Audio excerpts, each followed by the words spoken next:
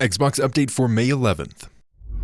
The zombie game State of Decay has made a shocking decision. State of Decay is a zombie survival game coming May 22nd. The game is an Xbox exclusive, which is a sequel to the original State of Decay, which came out on June 5th of 2013. The whole point of the game is to build a society in the zombie apocalypse, and you can play with up to 3 friends, establishing a base, scavenging for items, and managing resources while battling zombies. But what about this big news? So the big news, State of Decay will no longer have loot crates or microtransactions. Loot crates is a huge topic recently, and in the future we may actually do a whole episode on this. But loot crates, especially with certain games that use it as a pay-to-win feature. Battlefront 2 wasn't actually paid to win, it just had a bad progression system.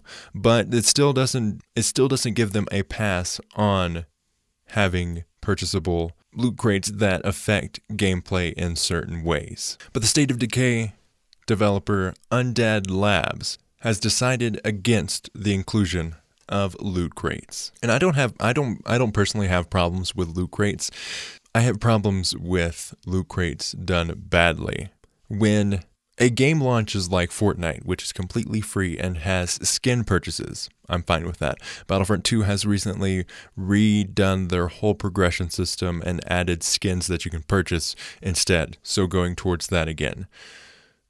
I'm fine with that, but once you have loot crates that actually affect the gameplay, then it starts getting out of hand. So the design director, Richard Foge, says it didn't make sense for our game. There's going to be a one-time price for it, rather than a relationship with the game where people pay for things and don't know what they're going to get.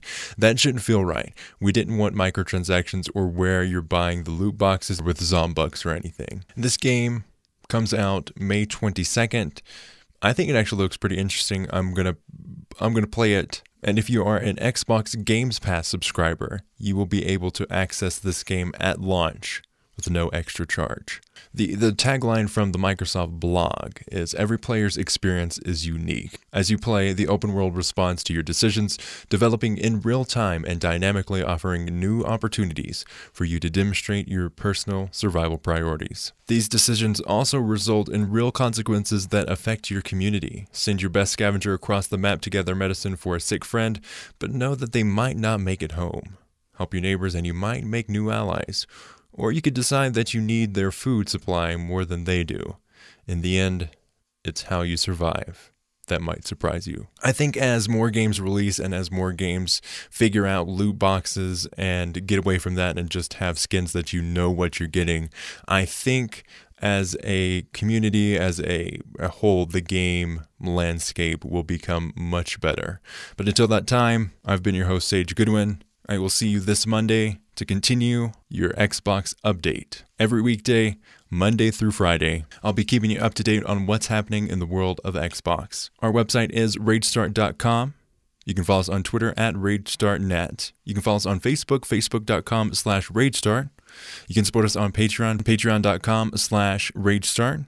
Or if you don't have the money or waiting to see how the show shapes out, you can support us by just leaving a review, and that is completely free. Leaving a review on iTunes helps us a ton. Thank you so much for listening. I've been your host, Sage Goodwin. Xbox Update is here for your grind.